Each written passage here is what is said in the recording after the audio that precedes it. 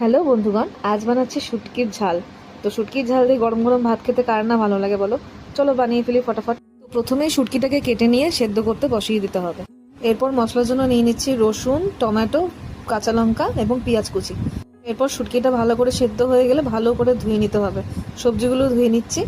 কড়াই গরম হয়ে গেলে বড় চামচ সরষের তেল দিয়ে তার মধ্যে এই শুটকি মাছটাকে হলুদ লবণ দিয়ে মাখিয়ে নিয়ে ছেড়ে দিতে হবে। একটু ভাজা ভাজা হয়ে গেলে সেটাকে আলাদা করে নামিয়ে রাখুন। এরপর ওই তেলেই কেটে রাখা সবজিগুলো ছেড়ে দিতে হবে এবং লবণ হলুদ দিয়ে ভালো করে ভাজা ভাজা করতে হবে।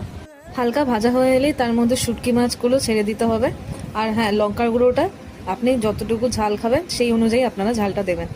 আর এইভাবে ঠিক অনেকক্ষণ ধরে নাড়াচাড়া করতে হবে। যখন একটু শুকিয়ে শুকিয়ে যাবে তারপর সেখানে হালকা পরিমাণ জল দিবে এবং আবার শুকাবে এবং আবার জল দিবে। ঠিক এইভাবেই রান্নাটা হবে। শুটকির ঝাল একদম রেডি। গরম গরম ভাত দিয়ে খেয়ে নিই। আপনারাও খেয়ে বলুন তো কেমন হয়েছে খেতে।